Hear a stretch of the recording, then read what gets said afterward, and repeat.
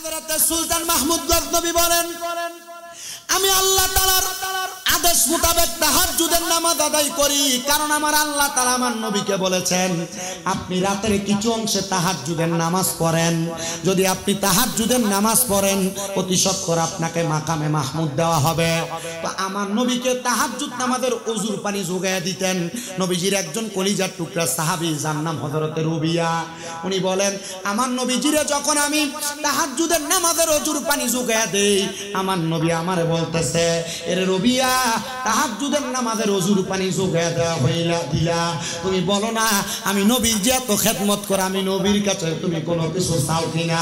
রবিয়া ডাক দিয়া কয়, নবী গো, আমি আপনার সাথে জান্নাতে আপনার সাথী হইয়া থাকতে চাই। আমার নবী দোয়া করেছে, আর ঠিকই হযরতে তালহা রাদিয়াল্লাহু তাআলা আনহু বলে, আমি স্বপ্ন দেখেছি আমার নবীর সাহাবী রবিয়া আমার নবীর সাথে জান্নাতে আছে। ওই তাহাজ্জুদ নামাজ আদায় করতেন হযরত সুলতান মাহমুদ গজনবী।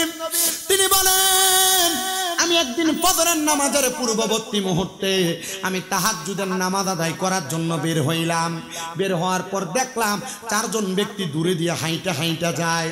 আমি চিন্তা করলাম এই চারজন মনে হয় তাহাজ্জুদ নামাজ আদায় করার জন্য ওযু করতে বের হইছে, কারণ যে বেটাটা ভালো মানুষ, এ বেটা কারো সম্পর্কে মন্তব্য করতে মন্তব্যটা ভালো করে। কিন্তু দেখবেন এলাকার অনেক কুশ্চিত লোক আছে, বাজে লোক আছে, মানুষের সম্পর্কে যখন তখন যে কোনো মন্তব্য করে। আছে না এমন ফালতু? আছে না? চা দোকানে বইসা, রাস্তায় বইসা, দোকানে বইসা মানুষের সম্পর্কে একবার অবাক ভাবে যে কোনো মন্তব্য করে বসে। এটা ভালো মানুষের স্বভাব না। রাসূল পাকের কথা, দুনিয়ার জমিনের মধ্যে ভালো মানুষগুলা সুন্দর সুন্দর বাক্য দ্বারা মানুষদেরকে সমর্থন করে, মানুষদেরকে ডাক দেয়। এবার হযরতে সুলতান মাহমুদ গজনবী বলেন, আমি তাকায়া দেখলাম এমন একটা অবস্থা। এই অবস্থা দেখে আমি চিন্তা করলাম, আমি যেমন তাহাজ্জুদ করতে আসছি, তারাও আমার কাছে তাহাজ্জুদ করার জন্য মনে হয় ওযু করতে আসছে। হযরতে সুলতান মাহমুদ গজনবী ডাক দিয়ে কয়, জগতের মানুষের দলেরা, এবার দেখলাম তারা আমার সামনে আসতেছে, আর তারা সেই জায়গায় দাঁড়ায় দাঁড়ায় চিন্তা করে, দেখরে আমরা চারজন মিলা চুরি করতে আসছে, আর এই বেটার কত সাহস, বেটা একা একা চুরি করবার লাগে আসছে। আল্লাহর ওলি বাইরেছে কি করবার লাগা? তাহাজ্জুদ। চারজন বাইরেছে কি করবার লাগা? চুরি করার লাগা। আল্লাহর ওলি চিন্তা করে, আমার মতো মনে হয় তাহাজ্জুদ পড়ে না আরো চারজন আছে। আর সুর চারটা চিন্তা করে কি, আমরা চারজন মিলাইছি চুরি করতে, আর এবার একা আইছে চুরি করতে, কত বড় সাহস। উনি ডাক দিয়ে বলতেছেন, এ চারজন সদস্য তোমরা কেন আসছো? সামনে আসার পর চারজনে কয়, আপনার যেই কাম আমরা সেই কাম। আল্লাহর ওলি ডাক দিয়ে বলতেছেন, আপনি যে কথা বললেন আপনারা কাম কি বলে, আমরা নিয়ত করে আসছি যে বাদশার বাড়ি চুরি করাম। আপনিও যে আসছেন, তাহলে আপনি একা একা কেমনে চুরি করবেন? তো সুলতান মাহমুদ গজনবী বলে, আমি তো চুরি করতে আসি না, আমি তাহাজ্জুদ করতে আসছি। তো তোমরা যে আসছো চুরি করতে, চারজন এক লগে, তো কে কম নেয় কে বেশি নেয়? বলে না, কেউ কম বেশি নেয় না, আমরা চারজনের 4টা ক্ষমতা, আমরা 4টা ক্ষমতা দিয়ে সমান সমান ভাগ নেই। বলে চারজনের 4 ক্ষমতা, সুরেরও ক্ষমতা আছে? বলে হ্যাঁ, সুর আছে না, সুরের ক্ষমতা আছে না? দেখবেন এলাকায় যেটা সুরটা নেশা করে, এটার ক্ষমতা ভালো, এটার লোকে মানুষ লাগে না, কারণ তার লোকে লাগলে বাইরের এলাকা থেকে হুইটটা ধরে আনে কার্য করার লেগে কথা কান্নার লেগে। আবার এই সুরটাটির লোকে অনেকে সম্পর্ক বজায় রাখে, কি লেগে? তার লোকে সম্পর্ক রাখবে, আমার লোকে কেউ লাগলে তে আমার পক্ষে লাঠি ধরবো। নবীজি বলছে, এমন নেশাখোর, চোরটা অথবা যারা নেশা করে, যারা বাজে কাজ করে, সন্ত্রাস, এদের সাথে যারা সম্পর্ক রাখে, রাসূল বলছে তারা আমাদের দলভুক্ত নয়। তো নবীজির দলভুক্ত যদি না হয়, তাহলে এই ব্যক্তি কি মুসলমান? কথা কয় না, এটা কি মুসলমান? আপনারা কি আমার ওয়াজ বুঝতেছেন? ফলাফল কি বুঝে জানি না, মুরব্বিরা বুঝবো। আমরা যদ্দূর বুঝেন এদ্দূর মোটামুটি যা বুঝেন এটাই আলহামদুলিল্লাহ, ঠিক না? হযরত সুলতান মাহমুদ গজনবী বলেন, আমি জিজ্ঞাসা করলাম তোমরা চারজনের কি 4 ক্ষমতা? একজন বলতেছে, আমার ক্ষমতা হলো আমি যখন চুরি করতে ঢুকি, রাত্রবেলা কুকুরের স্বভাব হইলো চোর দেখলে, অপরিচিত মানুষ দেখলে ঘেউ ঘেউ করে ডাকে, কিন্তু এ ডাকে না, এর মালিকের সাবধান করে। আমি চোরের ভাষা বুঝি। কার ভাষা বুঝি? দ্বিতীয় ব্যক্তি তোমার কি ক্ষমতা?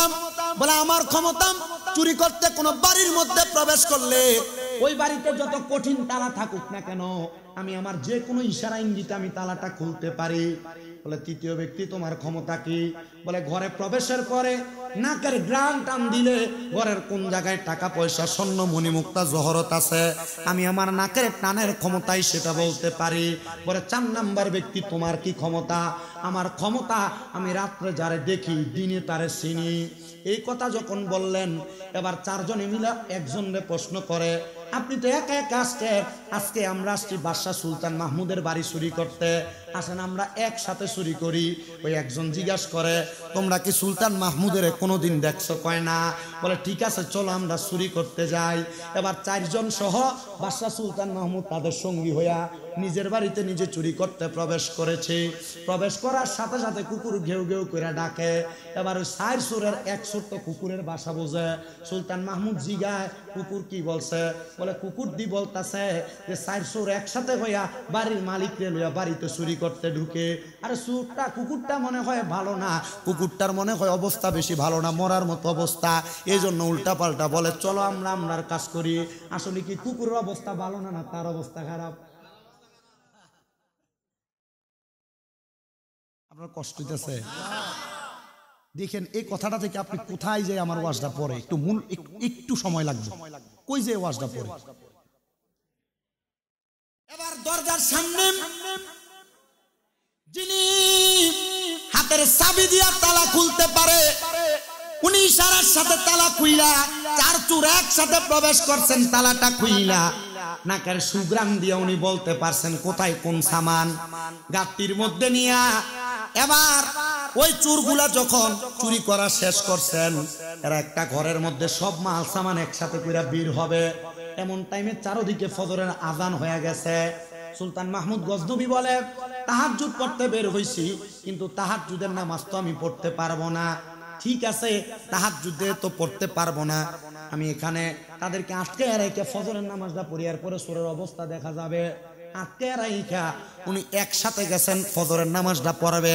ফজরের নামাজ তো ইয়া রাজপ্রাসাদ সাজাইছে, কিন্তু ওই 4 চোরে জিজ্ঞেস করছিল সুলতান মাহমুদ গজনবীরে আপনি যে চুরি করবেন আমরা লগে সমান শেয়ার তো নিবেন, আপনার ক্ষমতা কি? সুলতান মাহমুদ গজনবী বলে আমার ক্ষমতা আমি ডান দিকে তাকাইলে জেল হাজত মাপ, বাম দিকে তাকাইলে ফাঁসির আসামি মাপ। বলে আমরা এটাই দরকার, চুরি করার পর ধরা খাইলে হয় ফাঁসি হয় নয় জেল হাজত হয়। আপনি ডাইনে তাকাইলে যেহেতু জেল হাজত মাপ, বামে তাকাইলে যেহেতু ফাঁসি মাপ, আপনি আমরা লগে চলেন। সুলতান মাহমুদ গজনবী আজান শুই না এদেরকে এক ঘরে আটকায়া এবার নামাজ পইরা রাজপ্রাসাদে বসছেন, বিচার করবে। এবার রাজকার্যের মধ্যে জেলখানার রাজপ্রাসাদের মধ্যে কাঠগড়ার মধ্যে 4 জন চোরের হাজির করছে। সুলতান মাহমুদ গজনবী বসছে বিচার করার জন্য। বিচার করতে যখন বসছেন 4 চোরের মধ্যে 3 চোর কান্দে, 1 চোর মুসকি মুসকি আসে। কান্দে কয়জন? আসে কয়জন? একজন। কি আসে জানেন? ওই যে যেই লোক রাতে যারা দেহে দিনে তারে চিনে চিন্নালাইছে রাজপ্রাসাদের রাত চৌকাঠে যে বসছে কি বাদশা। আরে এটা তো সেই ব্যক্তি যে আমরা লোকে চুরি করতে ঢুকছিল। উনি ডাক দিয়ে বলতেছেন এ বাবা 3 জন কাঁদতেছে তুমি কেন হাসো? বলতেছে হুজুর এই কাজটা কেমনে করলেন? রাত্রবেলা একসাথে চুরি করতে ঢুকলেন আর এখন রাজপ্রাসাদে বৈশা রাজ চেয়ারে বৈশা আপনি আমরা বিচার করবেন। বাদশা তাকাইলেন, বলে বাম দিকে তাকায়া দেখেন, বাম দিকেও দেখা যায়, তাকায়া দেখলেন কিছু নাই। বলে কই কিছু তো দেখা যায় না। বলে আপনি বলছিলেন রাত্রবেলা ডাইনে তাকাইলে জেল মাপ, বামে তাকাইলে ফাঁসি মাপ, এবার যে শাস্তি দেন অসুবিধা নাই আমি মাইনা নিব। ডাক দিয়া কয় হ্যাঁ তোমাদেরকে শাস্তি দেওয়া হবে না, কারণ তোমাদের সাথে আমি রাত্রবেলা চুরির অংশীদার ছিলাম, তোমরা যে শাস্তি পাইবা আমিও তো সেই শাস্তি শিকার হব। তবে মনে রাখো আজকে তোমাদেরকে মাফ করছি, কাল কিয়ামতে আমার আল্লাহ তোমাদেরকে মাফ করবে না। এবার ওই 4 জন চোর একসাথে সাজদার মধ্যে পইরা আমার আল্লাহর কাছে ডাক দিয়ে আল্লাহ দুনিয়ার একজন বাদশা যদি একসাথে এক রাত্রি কাটানোর কারণে আমারে মাফ করে দিতে পারে, আল্লাহ আমরা গুনাহগার, আমরা বুঝি নাই, আমরা যদি তোমার সাথে প্রত্যেক দিন রাত্রে একটা প্রেমের সম্পর্ক লাগে লাগাই দিতাম। আল্লাহ তুমিও তো আমরারে মাফ করতা। আল্লাহ আমরা বুঝি নাই রে, আমাদেরকে তুমি মাফ করে দাও। আরে বাবা আপনি বুঝেন না, আল্লাহর কাছে মাফও চান না। এবার বলেন মাফ করার মালিক একজন, তিনি কে? আমি কবরের সুগ্রাণ পাইয়া মনে মনে চিন্তা করলাম, মনে হয় এলাকার কোনো মানুষ মারা গেছেন, নতুন কবর থেকে আতরের গান আসতেছে। আমি কবরস্থানের মধ্যে প্রবেশ করলাম। প্রবেশ করার পর আমি দেখলাম কোনো নতুন কবর দেখা যায় না, কিন্তু নাকে সুগ্রাণ আসতেছে, এটা ঠিক। আমি কবরস্থানে প্রবেশ কইরাম, আমি যখন ভিতরে গেলাম দেখলাম কোনো নতুন কবর নাই, কিন্তু সুগ্রাণ আসে কোথা থেকে? আমি ভিতরে প্রবেশ করে দেখলাম একবারে কবরস্থানের শেষ মাথায় একটা কবর ভাঙ্গা। ওই ভাঙ্গা কবর থেকে আমার নাকের মধ্যে সুগ্রাণ আসতেছে। আমি এবার দাঁড়াইলাম, রাস্তা দিয়ে বহু মানুষ হেঁটে হেঁটে যায়। আমি জিজ্ঞাসা করলাম, ও মানুষ তোমরা বলো এই কবরটা কার? কেউ বলতে পারে না, বড় পুরাতন কবর। হঠাৎ একজন বৃদ্ধ মানুষ লাঠি ভোট দিয়ে দিয়ে রাস্তা দিয়ে যায়। উনি বলেন, আমি ওনাকে ডাক দিলাম, এ বৃদ্ধ বাবা, এই যে একটা পুরাতন কবর দেখা যায়, এই কবরওয়ালার বাড়ি কোথায়? ওনার পরিবেশ সম্পর্কে আপনি আমারে বলেন না।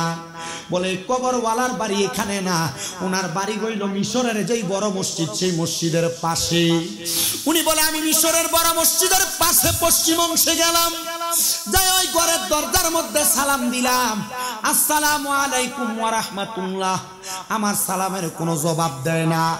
আমি দ্বিতীয়বার সালাম দিলাম, আসসালামু আলাইকুম ওয়া রাহমাতুল্লাহ। আমার সালামের কোনো জবাব দেয় না।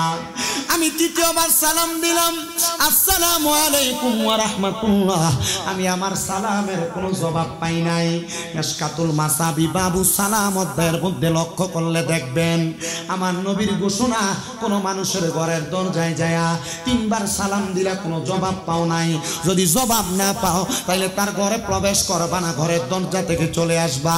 আর আমরা মুসলমানের এমন খাসিও, আমরা কারো ঘরের সামনে যাইয়া অমুক ভাই আসেন নিগো কইয়া আমরা ঘরে প্রবেশ করি না। না না, ইসলাম বলে তিনবার সালাম দিবা, জবাব নাই, প্রবেশ করবা না, ফিরে যাইবা। আর আমাদের এই অপুরন্ত খাসিয়তগুলো পরিবর্তন করার দরকার, যেন আল্লাহ তাআলা এই খাসিয়ত পরিবর্তন করে সালামের রসুম প্রচলন করার তৌফিক দান করে, পড়েন আমিন। হে মুসলমান ইমানদারেরা, হে নবীর উম্মতের দলেরা, আশিকে রাসূল ভাই বাবারা, উনি বলে তিনবার সালাম দিয়া আমি আবার পেছনে ফিরা সামনের দিকে হাঁটতে লাগলাম। আমি হাঁটতে হাঁটতে মনে হয় 40 কদম গেলাম। যাওয়ার পর হঠাৎ করে মহিলা কণ্ঠে আমাকে একটা সালামের জবাব দেয়, ওয়া আলাইকুমুস সালাম ওয়া রাহমাতুল্লাহি ওয়া বারাকাতুহু। আমি সালামের জবাবটা পাইয়া ওই জায়গার মধ্যে দাঁড়াইলাম। দাঁড়ায়া আমি আর পেছনে ফিরলাম না, কারণ মহিলা কণ্ঠে আওয়াজ আসছে, মহিলাটা আমার জন্য গায়রে মাহরাম।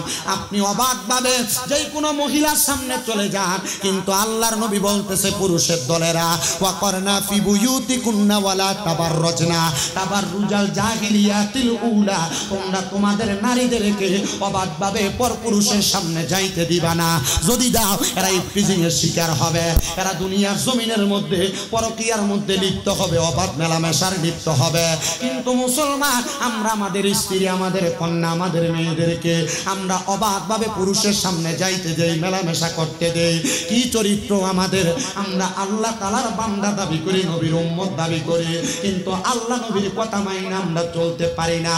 মনে রাখবেন না আমার বাবা ভাইয়েরা, ও খয়রাত পাড়ার আমার পর্দার অন্তরালের মা বোনেরা, এবার আল্লাহর ওলি বলে আমি মহিলার দিকে তাকাই নাই, কারণ আমার জন্য গায়রে মাহরাম। যে মহিলা গায়রে মাহরাম তার দিকে তাকানো আমার জন্য হারাম। আমি তার দিকে না তাকায়া আমি পেছনে 20 কদম হাঁটলাম, হাইটা বললাম, ও মা, আপনার কাছে আমার আত্মার গোমা, আপনি বলেন না এই ঘরের যে আপনি বাসিন্দা, এই ঘরের যিনি লোক ছিলেন, এই ঘরের যিনি বাসিন্দা ছিলেন, ওনার কর্ম কি ছিল? উনি বলেন ওনার অন্য কোনো কর্ম ছিল না, ওনার কাজ ছিল জঙ্গলে জঙ্গলে যে উনি কাঠ কাটতেন। বলে আপনার স্বামী কাঠ কাটতেন? এ আম্মুজি, আপনার স্বামীর এমন কোন আমল আছে কিনা যে আমলের কারণে আল্লাহ তাআলা আপনার স্বামীর ইন্তেকালের পরে তারা নাজাত দিব? মহিলা কই, হুজুর আমার স্বামীর এমন কোনো ভালো কাম নাই, কারণ কাঠ তো কাঠ, কি আর ভালো কাজ থাকবো, ভালো আমল থাকবো? হুজুর কোনো ভালো আমল নাই। মহিলা এই সাক্ষী দিল মানে স্বামীর আসলেই কোনো আমল নাই। কারণ একটা স্বামী সম্পর্কে সবচাইতে ভালো জানে কে? স্ত্রী। একটা স্ত্রী সম্পর্কে সবচাইতে ভালো জানে কে? স্বামী। এবার শুনুন, তবে মহিলা ডাক দিয়ে বলে, হুজুর আমার স্বামীর অন্য কোনো বড় আমল থাকতেও পারে, নাও থাকতে পারে, তবে একটা ছোট্ট কাজের কথা আমি আপনাদেরকে বলতে চাই। বলে কি বলবা? হুজুর আমার স্বামী জঙ্গলাতে কাঠ কাইটা যখন সন্ধ্যাবেলা বাড়িতে আসতেন, আমার স্বামী বাড়িতে আইসা কাঠ কাটার পর কিছু জব আনতেন, কিছু চাউল আনতেন, আমারে দিতেন রান্না করার জন্য। আমি রান্না কইরা স্বামীর কাছে আসার পরে আমি দেখতাম আমার স্বামী নামাজের মুসল্লাটা বিছায়া আল্লাহ তাআলার কোরআনটা হাতে নিয়া আমার স্বামী চোখের পানিগুলা ছাইরা দিয়া দিয়া কান্দে। আমি যখন সব সময় এমন অবস্থা দেখলাম, আমি আমার স্বামীকে প্রশ্ন করলাম, ও কলিজার স্বামী, কোনদিন আপনাকে কোরআনুল কারীম তেলাওয়াত করতে দেখি নাই, আপনার জবান দ্বারা কোরআনের একটা আয়াত পড়তে শুনি নাই, তো আপনি যে আল্লাহ তাআলার কোরআন পড়েন না, তেলাওয়াত করেন না, তো আপনি বলেন না এমন ভাবে কেন কান্না করেন? কান্নার কারণটা কি? স্ত্রীটা ডাক দিয়ে কই, হুজুর আমার স্বামী চোখের পানি আরো বড় করে ছেড়ে দিছে, কাঁদতেছে আর ডাক দিয়া বলতেছে, হে হুজুর আমার স্বামী আমাকে বলতেছে আমি যদি আল্লাহ তাআলার কোরআন পড়তে পারতাম, আমি কি আল্লাহর কোরআন খুইলা খুইলা চোখের পানি ফালায়া কাঁদতাম। আল্লাহর ওলি বলেন, আমি এই উত্তরটা পাইয়া চলে গেছি। আমি প্রতিমধ্যে রাত্র গভীর যখন হয়ে গেছে, আমি 2 রাকাত নামাজ পড়েছি, যেই নামাজের নাম সলাতুল ইস্তেসকা। সলাতুল ইস্তেসকার নামাজ আমি আদায় কইরা আমি আমার আল্লাহর কাছে জানতে চাইলাম, গো মনিব আপনার কাছে আমার ফরিয়াদ, এ বান্দা শুধু বঙ্গলে জঙ্গলে কাঠ কাটতো, বান্দার কোনো এমন নেক আমল ছিল না।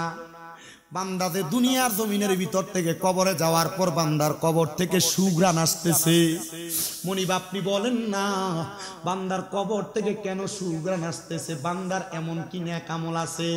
বলে বান্দার অন্য কোনো নেক আমল না, বান্দাতে আল্লাহর কোরআন তেলাওয়াত করে করে কান্না করত, কোরআন তেলাওয়াত করতে পারতো না, তাকায়া তাকায়া কান্না করত। এজন্য আমার আল্লাহ তাআলা এই কোরআনের বরকতে বান্দার কবরে সুঘ্রাণ চালু করে দিছে। কোরআন পড়তে পারেন না মুরব্বী বাবারা, যুবক ভাইয়েরা, আল্লাহর ওয়াস্তে এই কোরআনটারে বুকের সাথে আগলায় রাখবেন, তেলাওয়াত করতে পারেন না তাকায়া থাকবেন, দেখবেন আমার আল্লাহ তাআলা অসংখ্য রহমত অসংখ্য বরকত দিবে। কারণ আমার আল্লাহ বড় দয়াবান, আমার আল্লাহ বড় মায়াবান। বলেন আমার আল্লাহ যদি দয়া করে, আল্লাহ যদি মাফ করে, দুনিয়ার কোনো বান্দা এই দুনিয়ার জমিনের মধ্যে, ওই দুনিয়ার জমিনের মধ্যে বান্দার জান্নাতে যাওয়া আটকাইতে পারবে না। এবার বলেন আমরা সবাই আমার আল্লাহর দয়া নিয়ে আমাদের গুনাহ মাফ করাইতে চাই কি চাই না? ওই আল্লাহর দয়া কম না বেশি? আপনারা আসতে কইতাছে জিকির করে আদায় গেছেন না, আবার করবে, আমিও করি আমার কারণ ওয়াজের পরে সামাকাওয়ালি আছে, এখন আর বল খোয়ানোর দরকার নাই, শুধু আমার সঙ্গে সুবহানাল্লাহ আলহামদুলিল্লাহ কইয়ে আমি একটু ওয়াজটা করি, একটু মনোযোগ দিয়ে শুনেন, ঠিক আছে না? সবাই গরম হলে করবেন, আমার আগের হুজুর গরম আছে, আমি নরম থাই, এটাই বালা। কি কন? তার মানে বোঝা যায় আল্লাহর কোরআন যারা তেলাওয়াত করতে পারেন না, অনেকে মূর্খ হয়ে গেছে, কোরআনে দিয়ে সাইডে হরফ অক্ষরগুলা বালা করে দেখে না, আপনি পড়বেন কেমনে? আপনি তাকিয়ে থাকবেন, মোহাব্বত করবেন, লাভ লাভ বুঝি না, লাভ আছে? মাফ করার মালিক কে? আরেকটা ছোট্ট ঘটনা শুনাই। যে বান্দার নাম হযরত সুলতান মাহমুদ গজনবী রহমাতুল্লাহ আলাইহি, উনার জীবনের 7 খণ্ডের একটা কিতাব আছে। হযরত সুলতান মাহমুদ গজনবীর একটা কাজ ছিলেন, উনি দুনিয়ার জমিনের মধ্যে একটা গোপনীয় ইবাদত করতেন, যে গোপন ইবাদতের নাম হলো তাহাজ্জুদের সালাত। কোন সালাত? তাহাজ্জুদের সালাত। অনেকগুলা নামাজের কথা বলবো একটা ধাপে ধাপে। এর আগের একটা ঘটনায় বলছি সালাতুল ইস্তিসকার কথা, এখন আরেকটা নামাজের কথা বলছি, সালাতুত তাহাজ্জুদ।